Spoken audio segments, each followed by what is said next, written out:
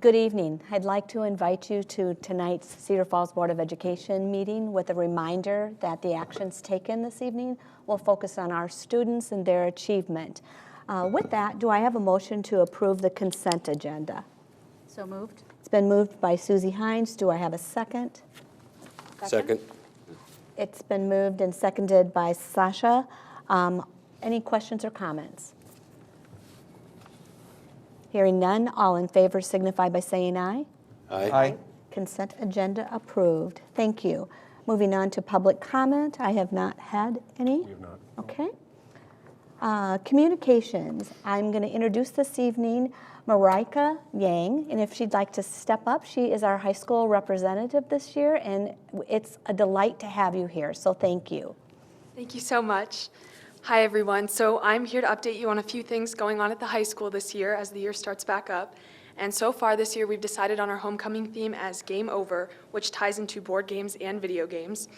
So we then decided that the days of the week would be Monday for Pajama Day for the underclassmen, and then Toga Day for seniors. And then Tuesday is Atari Tuesday, or Throwback Day for the school.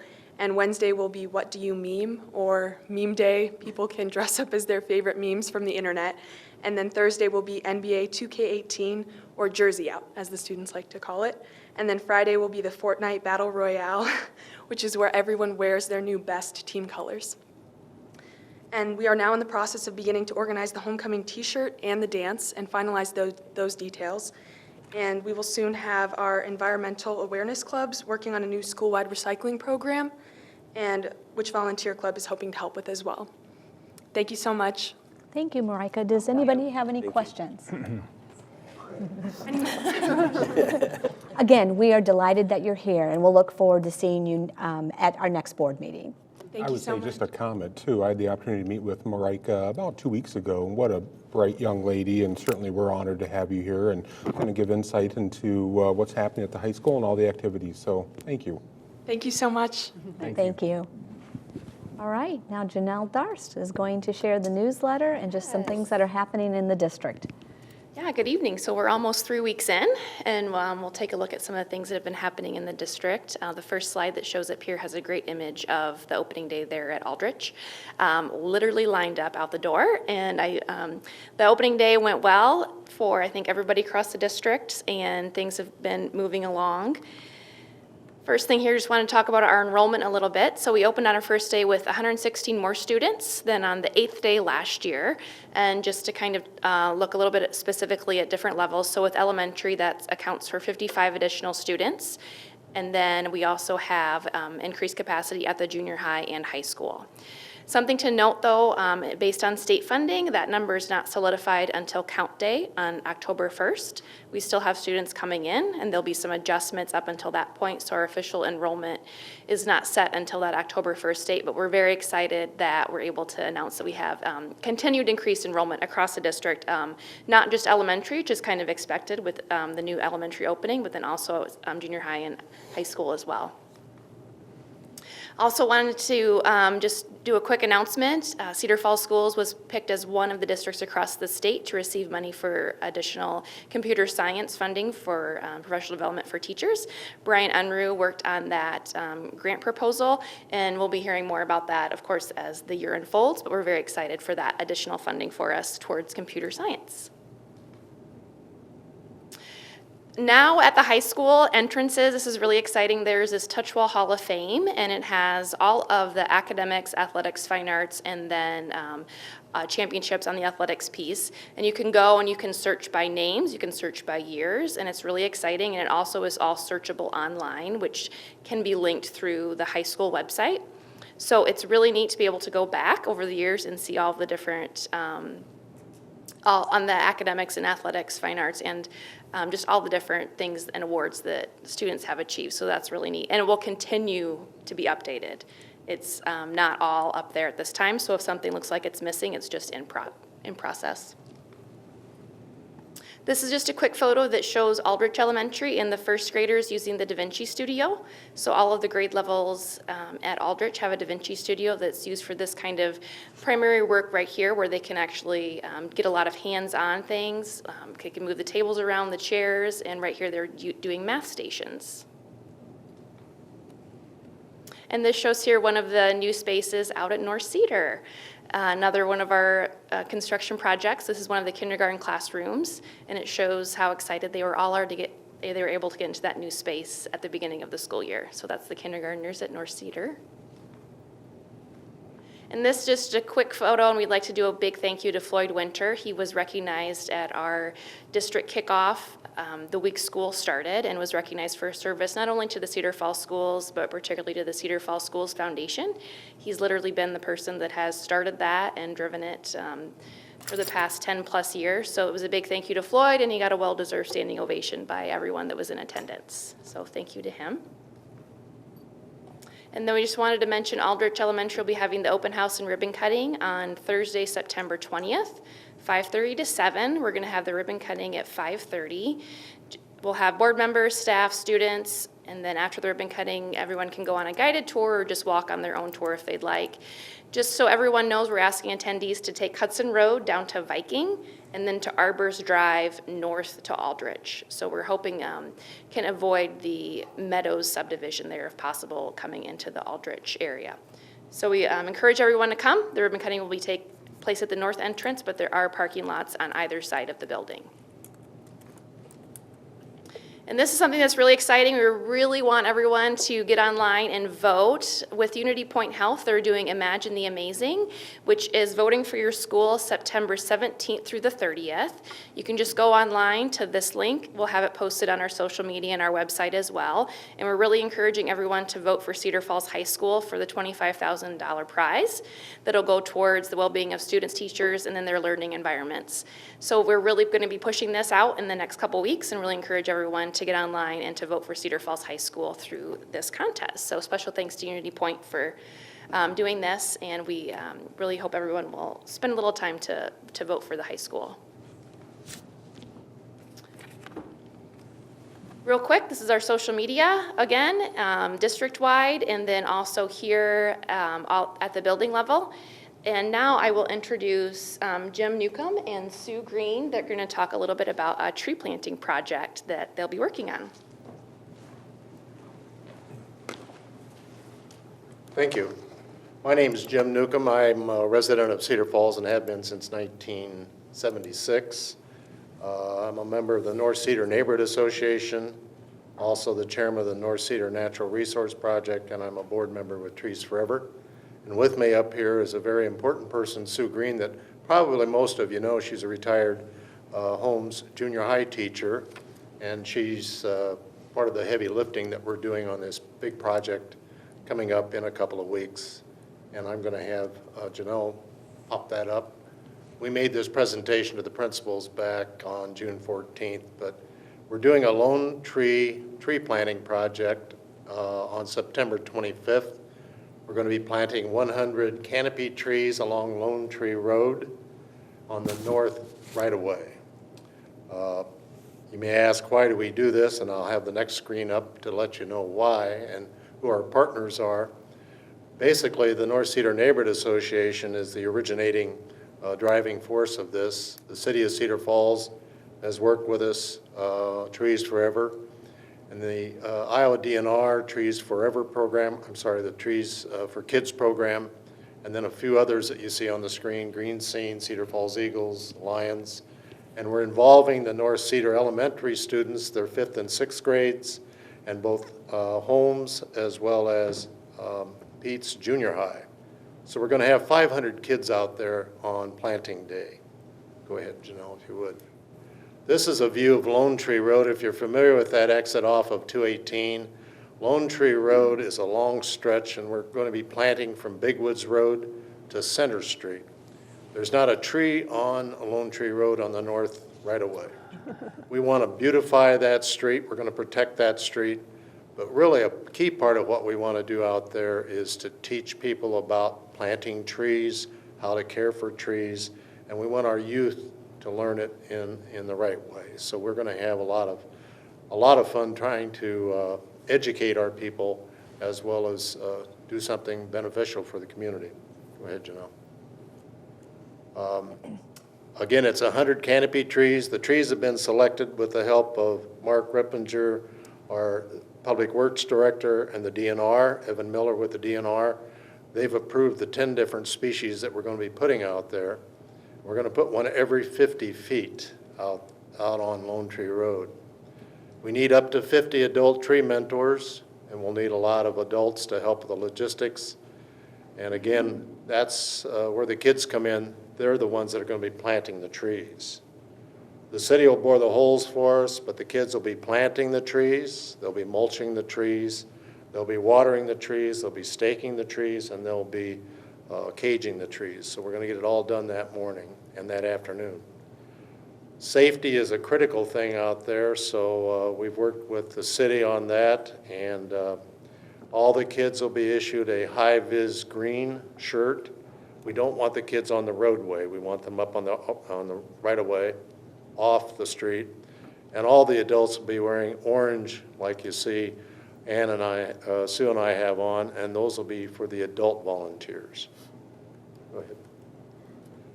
And I guess, as I asked the principals, how can you help?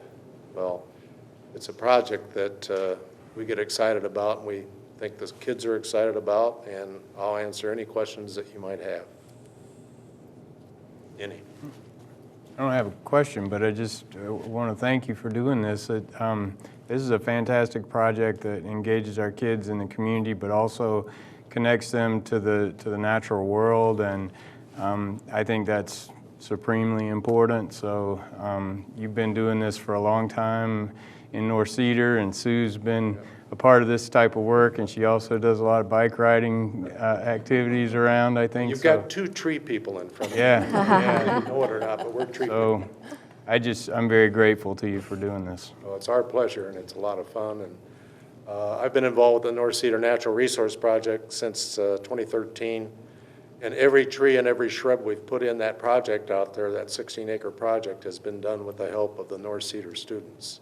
We also have an outdoor learning center and classroom there, a shelter. So if you want to come out and see something unique, come out and see that. Sue, do you have anything that you'd like to add? She does a lot of the communication protocol for this thing. I get about 6 or 7 emails from this young lady about every day, but they're all important because the logistics are mind-blowing, really, when you think about getting all these kids on the right buses where we need them, and Sue's done a heck of a job. So I have a question. If there are citizens tonight watching this and they want to come and volunteer, Jim, you alluded to going through that they need to go through the Raptor system, or okay, so let's answer that question. If we have citizens that would like to help, send an email to Sue Green Bikes. Just like Eric said, I like to bicycle. SueGreenBikes@gmail.com. They get signed up by Thursday. All volunteers get a high-vis orange complimentary T-shirt.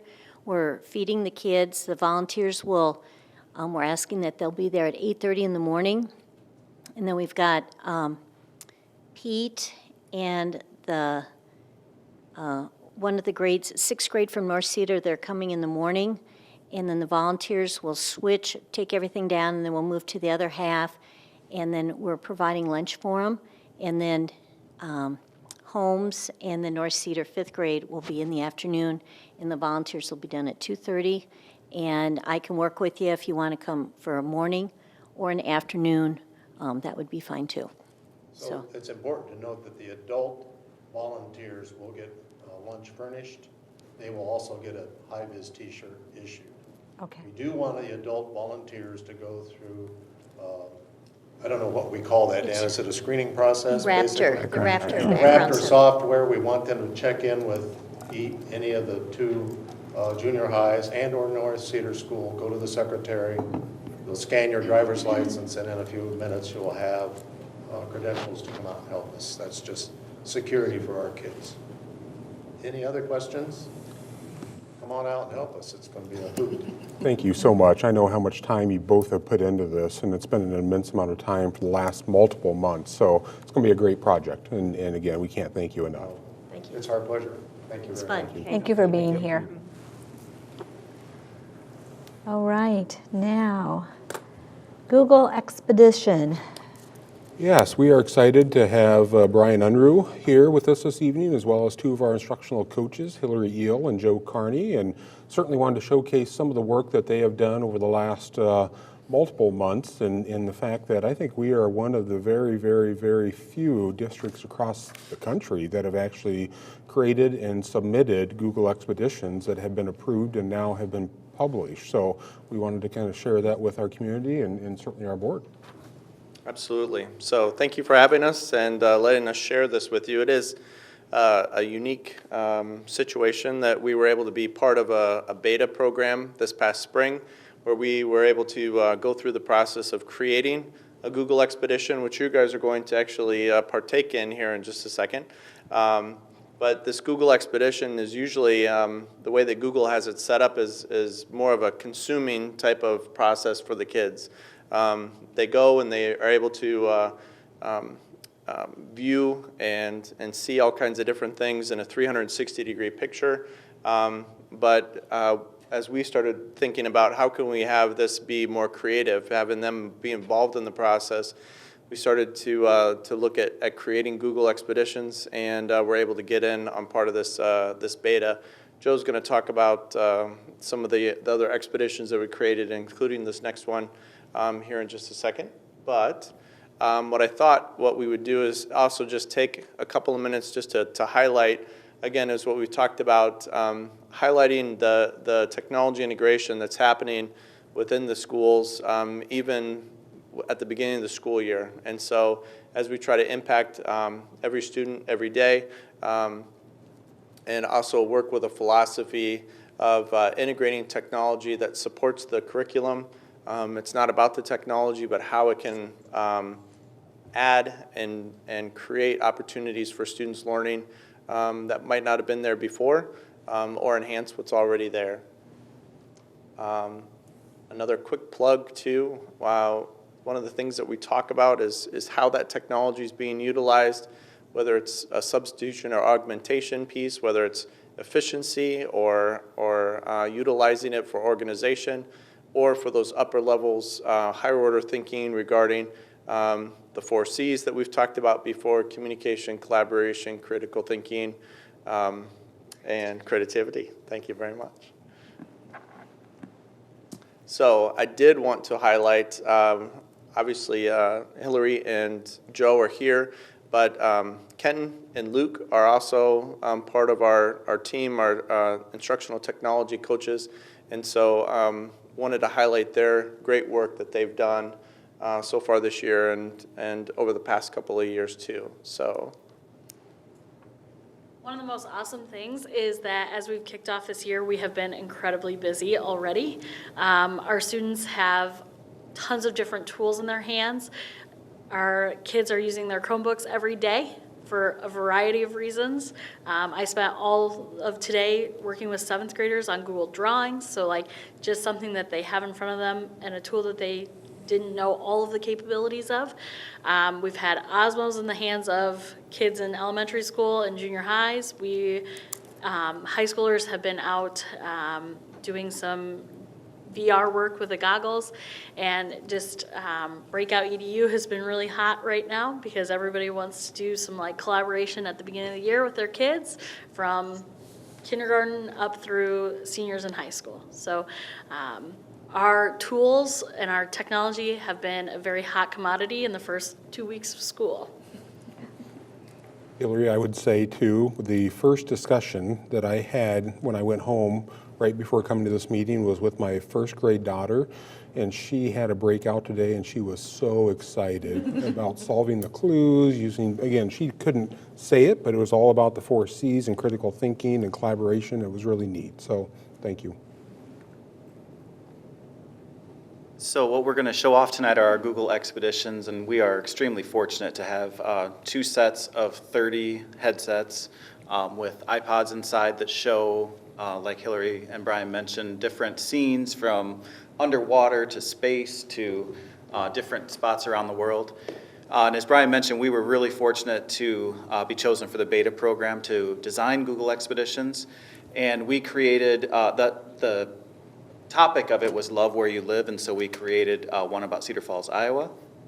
And then Luke Wagner and Marilee Betts at Cedar Heights created one about cultural events around Waterloo and Cedar Falls and just areas where culture is really highlighted. So we're going to show you the Cedar Falls expedition tonight, and we'll go through that.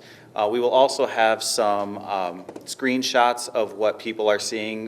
We can't really do the headsets through the television, but we will have some screenshots of what the board members and others are watching through the headset. And I'll be running that through the iPad here, which is exactly what we would do in the classroom. And so this is actually a ViewMaster headset. So if you remember like the little wheels of pictures, it's the same company. They've just changed what they do to include electronic iPod or phone or something else inside. And so you will look through the classes, see the 2 circles there, and then you might even see a picture at this point right now. So, so that's kind of how those work and what you'll see.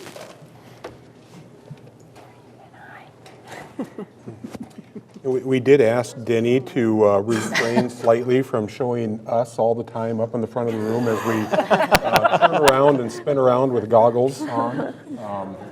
Because again, we know how interactive this can be and really how immersive it can be as you're going into these scenes. All right, so our first picture is taken on the UNI campus. And one of the great things that we can do with expeditions is we can spotlight different parts. And so you'll see an arrow on your screen, or you might see a circle if you're looking in the right spot. And so when we're talking about this, this expedition, we can spotlight the Campanile. There's text on the iPad that the teachers can go through to give a little bit more information about what they're seeing. Now, Cedar Falls, the kids probably know quite a bit about that, but they, when we're talking about places around the world, they will not have that, that frame of reference.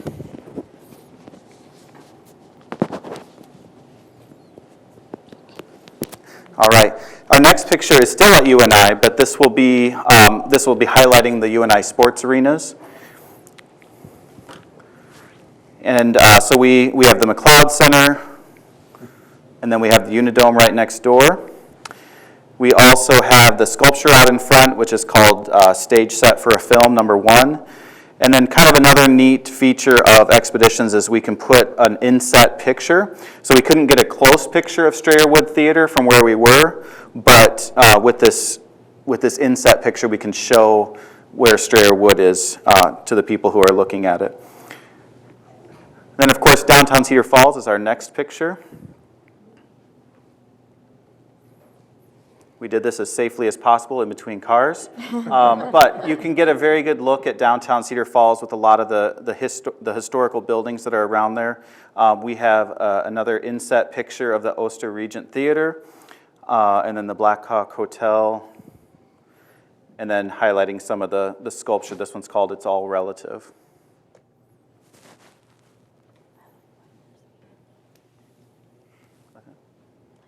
Okay. And then our next picture is Overman Park. If you look closely, you might see some tech coaches sitting on some benches there. So what I see on the iPad here, and I'll kind of come up to show you more carefully, but there's some background information on the top that the teacher would use to lead this. And then, as I mentioned earlier, those circles, I can just hit one of them. For example, this is the band shell. And so when I touch that, then that puts that circle on that picture for you. And these are all things that we put into the expedition to make it so that people could see the things that we wanted them to see. Here's the Victorian home and the Carriage House Museum. And then we also, something I didn't even know about Cedar Falls, is the William J. Lenore Model Railroad Collection. So this is a picture from inside that building, and you can see a little bit more about what's inside there. And Joe, Yes. when you're on the iPad and you click on an object that you want everybody to go to see, you can actually have on the iPad a visual of all of the students, us, who are watching to see where they're looking to make sure that they're going in the right direction. Yes, I can't see which of you it is, but if you see these smiley faces hovering around. So if for example, we're going to go to the river one next, And if I put a circle on the ice house, all of your smiley faces will immediately go over to the ice house. So I know that you're looking at the right thing. Oh. And then we showed the Cedar River, kind of hard to see from there, but we also wanted to highlight the little red schoolhouse, and then the filling station that's also on that same little road. The RAP station. And then Cedar Falls Utilities, we wanted to highlight them as well because they are a big part of our community. And so we talked about the high-speed internet that they offer. We talked about when President Obama was here in 2015, and just highlighting some other parts of what CFU does. And then we also wanted to talk about kind of the outdoor life of Cedar Falls because it's a big part of our community. And so we talked about the solar garden near Prairie Lakes. Am I going too fast? Okay. So we talked about the solar garden that is near Prairie Lakes. We talked, of course, about our bike trail system, that there are over 100 miles of it. And then again, since we were already there, we talked about Prairie Lakes Park and the man-made parks, fishing, kayaking, and things like that. And of course, since we are a school system, we wanted to highlight our excellent school system. We talked about Best Street or Aldrich, the new elementary school being built at that time. Now, of course, it's finished. We talked about our tradition of excellence, and then we also included all of our school buildings in one of those inset photos so that people who are viewing this anywhere in the world can see what great schools we have and see pictures of them online. Any questions or comments about our expedition that we made? Very cool. What involvement, Joe, did our students have in creating these? I mean, in this one, they did not, but this is something that is going to be more open to teachers and students to be able to start doing this. So it's actually, once we understood the process and how this worked, it was pretty simple to make. It was just coming up with the text, actually for the teacher portion that was the most difficult part. But the actual picture taking is very easy. It's a 360-degree camera. It's a click on your phone and it's taken. So, but I think that's the next step for us, absolutely. I will highlight too that the third expedition that was made was for the life of Best Street or Aldrich. And that was done by 4 of our CAPS education students entirely. And so we gave them the template that we used as well. They went and gathered all the photos. They went and created all the text and the questions and pieces. And so those were submitted. So 1 out of the 3 that we got going was done entirely by students. But just like Joe said, we wanted to, the idea of it was just to kind of go through the process and know what we wanted to do and what needed to be done so that we could start rolling it out with students. But it was neat to see those girls take off and create just a really cool expedition that some of they were juniors. There were 2 juniors this last year. They're coming back as seniors, and they're wanting to do the expedition with the students out at Aldrich. So that's a kind of a neat culmination of that activity too. and beyond the headsets, which the school already had, this was just a 360 camera, or was that essentially the only other equipment we needed? That's the equipment we need, basically. Then all the research on the content, and again, the time into this, as everybody knows, was immense. And again, it's really impressive. The hardest part was editing, honestly, because you're limited to a certain number of words and characters. But once we got that down, it was pretty simple. And to have the opportunity to be a beta school, to be able to have this early on was amazing. It's a testament to our tech coaches, to our staff, and certainly people understand that we are very technologically savvy and focused on what's best for kids. So, Absolutely. Other questions? I just wondered what the capacity is. This is all kind of ground level looking at things. What's the capacity of using drones or even coupling with Google Earth to do some aerial work? We Go for it. tried. Oh, We tried. We actually had like several drone footage videos like flying over the solar panels that we thought we were going to be able to embed some video, and the template didn't allow it this time. But hopefully in the future, they'll open up some video capacity for us. So definitely something that we thought would have really enhanced it. Well, that could be some feedback maybe you provide to them, you know, and request that they work on. Kind of I've already did. I said it nicely. There are already expeditions that have videos embedded in them, and so the capability is there. I think it was just maybe the wrong file format or something like that, so. And I think one of the neat expeditions too ties into Google Maps, which allows an individual to go directly to wherever Google Maps has either taken photos or street level views or even rooftop views. So if you want to go experience what does I can't think the main street on Nashville. You can go to Nashville and kind of see what those sites look like and interact with some of the most historic buildings in America and across the world. Nice. And you did say this is available to anyone in the world, essentially, is that correct? Search Cedar Falls. Okay. Be cool for some students to do some sort of sister city projects or share with other school districts. Yeah, cool. Jeff, did you have did you have a question? No, Okay, I was just going to okay. thank you guys because there's in the tech world, there's the outside world is demanding for tech people. So I just want to say I appreciate your commitment to education and giving these experiences to our kids is just appreciate it. Just want to acknowledge that thank you for being here. Thank you. Thank you for sharing this with us. We're excited. Pass them down so we can pack up. On my finger. Great job. Slip on the end. Thank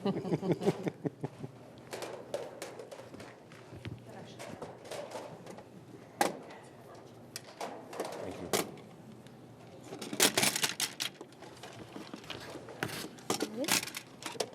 Ready? So,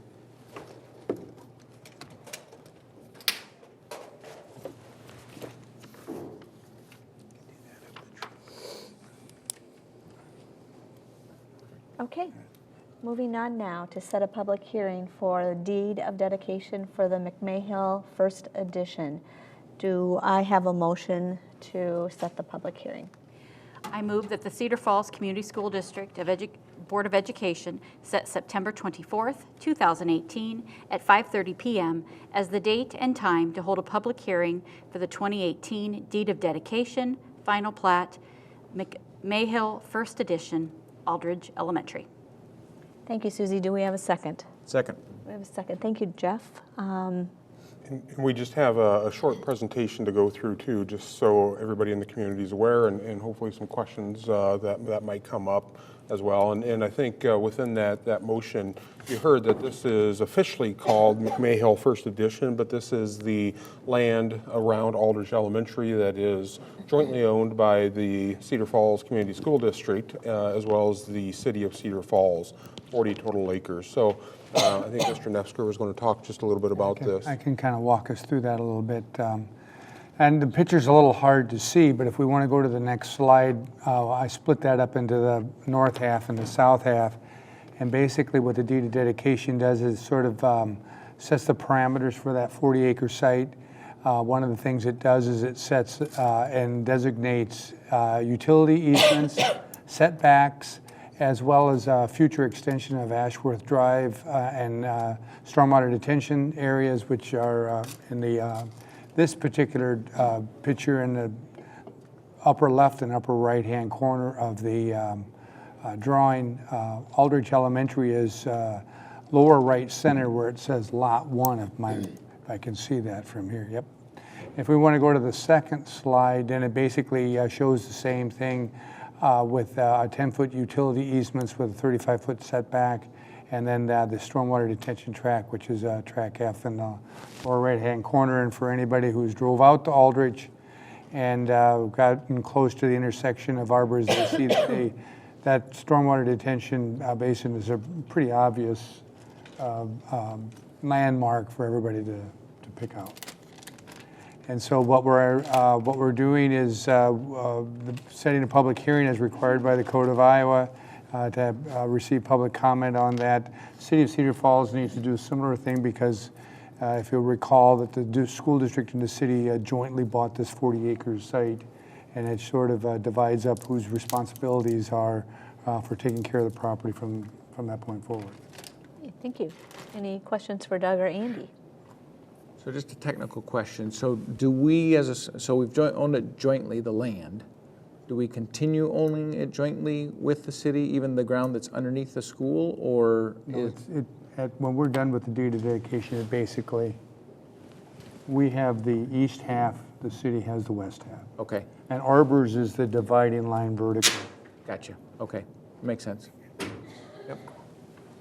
Any other questions for Doug or Andy? And I think that's a good comment to have as far as that is unique as you look across the state, across the country, to have two entities, public entities that purchase land together for the purpose of having green spaces, having a school that really serves a public purpose is unique. So, and again, the city's been so good to work with as we looked at how do we split up those tracks, what do we do to make sure we have the right green spaces and the right spaces for the school district for that elementary school.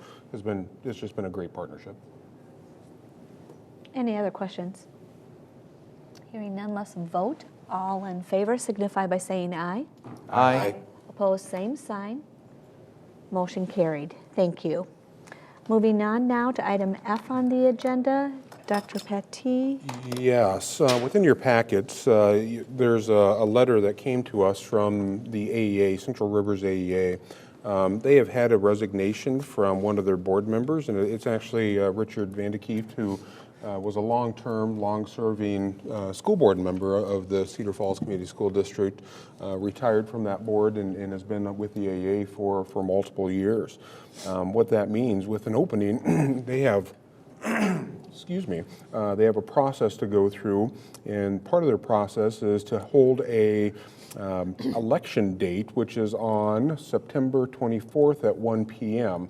Each of the different districts that represent Area 7, which is the area that we're in, that's Cedar Falls, Denver, and Janesville, will have a board member, a board representative go to that meeting, cast a vote for who's on the ballot.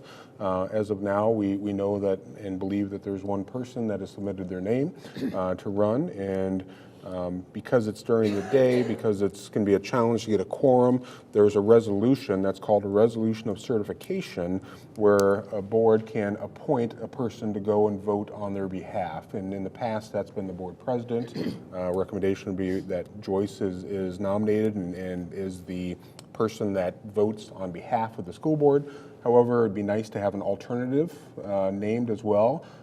In case something comes up or there's a little snafu with scheduling or things like that. So not knowing if anybody's available at 1 o'clock on the 24th, but just to have an alternative. Mr. Nefsker reminded me of that just a bit ago, and that's extremely wise to do. That way we can have somebody just in case something happens and can fulfill that obligation that we have with the Central Rivers AEA. All right. Do we have a motion to set the designee or appoint the designee? Well, I have a motion, but I think we still need to make sure that we agree that Joyce, I'm fine with you being the delegate as everybody else, because I'll make a motion to that effect if everybody's fine with that. And then as far as a alternative delegate? Yes. Does anybody have time to be an alternative? Well, I mean, AEA is right next to my office, so I can walk over if for some reason you're not there. But I mean, I'd be happy to do it. So Excellent. okay, we're all fine with that. I'll read the motion then. I move to appoint Board Member Joyce Coyle as delegate and Board Member Jeff Hassman as alternative delegate to the Central Rivers AEA Director District 7 Convention, and grant the delegate full authority to cast the weighted vote for the district director on behalf of the school board. Thank you, Jeff. Do I have a second? Second. It's been moved and seconded. Questions or comments? Eric. I'm sorry, Eric. Thank you. And it says weighted vote because it's based on the number of seats in the district. So it's a weighted vote based on who is representative within Area 7. And with Cedar Falls, Denver, and Janesville, obviously we have a weighted vote that's higher than the other two. Jeff, did I see that you had a question? No. Okay, all right. All right. Let's vote. All in favor signify by saying aye. Aye. Opposed, same sign. Motion carried. Thank you. Moving on now to the superintendent's report, item G on the agenda. Yes, just a couple different items. September 24th is our organizational meeting of the board. October 8th is our certified annual report, and that's the first October meeting that we have. We'll also do board committee assignments on that October 8th date. Informational reports coming up. We have Iowa assessments on October 22nd. A couple items. At each of your locations, there's a packet of information that I think is always good to have in front of individuals, and we might in the future have some short presentations about some of these items, but this has been shared out with some of our community members as well as some of our key communication individuals across our city. But the first page just shows total property tax rate comparisons.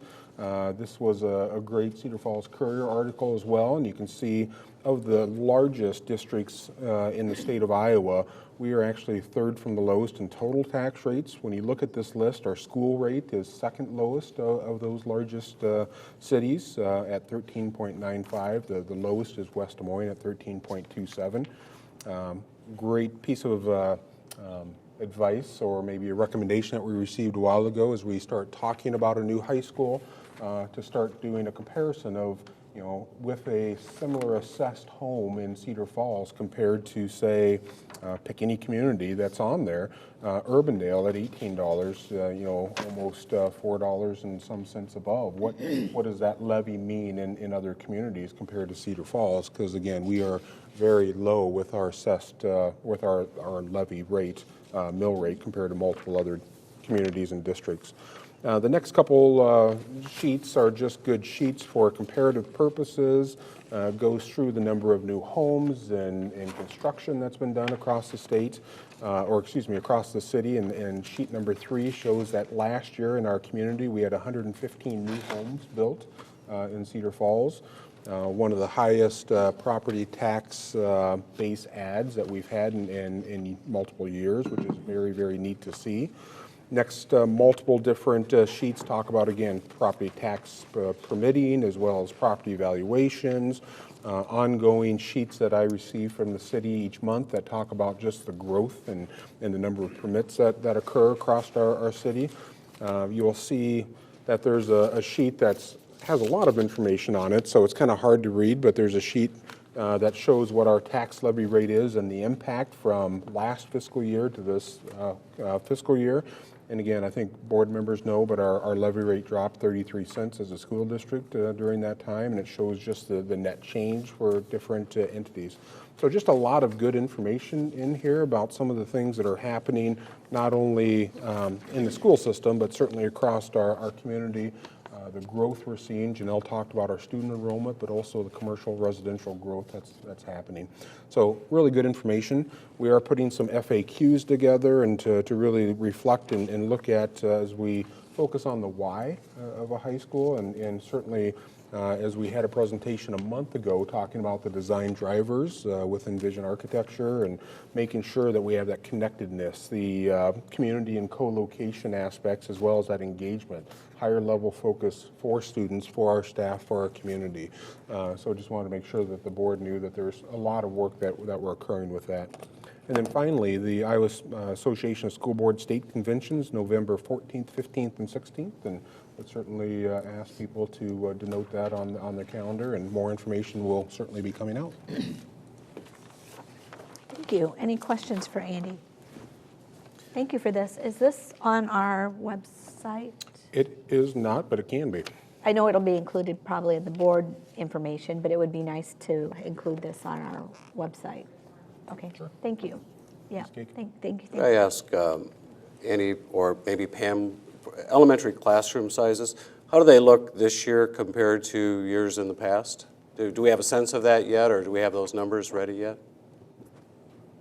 We monitor those numbers all the time. We monitor those numbers almost every day.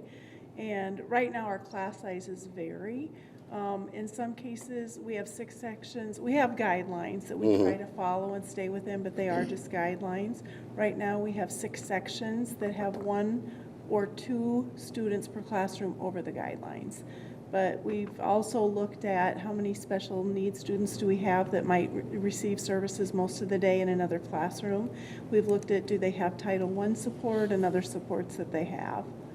So we are monitoring those every day. And I do understand that staffing and building space and those sorts of things come into play. And when a student walks in the door on the first day of school and we weren't expecting that, that can be a little bit unusual too. But in relative to the past, is this unusual, or is this about status quo, or? This is pretty similar. Okay. And we, like right before school started, we were actually running numbers twice a day. We were doing PM counts and AM counts because students were coming and going, and we were trying to monitor them as much as possible. Okay.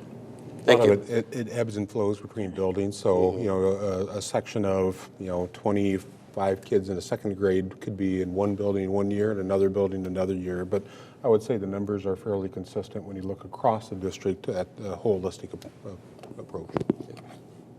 Good question. Any other questions or comments? Okay. Any questions or comments or concerns from board members? Hearing none, do I have a motion to go into closed session? I move that the Cedar Falls Board of Education enter into closed session to discuss the purchase or sale of a particular real estate only where premature disclosure would be reasonably expected to increase the price the governmental body would have to pay for that property or reduce the price the governmental body would receive for that property. The minutes and audio recording of a session closed under this paragraph shall be available for public examination when the transaction discussed is completed under 2017 Iowa Code 21.5 Section 1J. Thank you, Jeff. Do I have a second? Second. It's been moved and seconded. All in favor signify by saying aye. Roll call. Oh, roll call vote, Madam sorry. President. Mrs. Coyle. Yes. Mr. Giddens. Yes. Mr. Hassman. Yes. Mrs. Hines. Yes? Mrs. Leeper. Yes. Mr. Orvis. Yes. Mr. Wolf, and Mrs. Wolpert, I'm sorry. Yes. Okay, with that, I would ask everybody not associated with the closed session to please leave the room. For the viewing audience, this will conclude our broadcast for this evening. When the board comes out of a closed session, we will immediately adjourn for the evening. Thank you.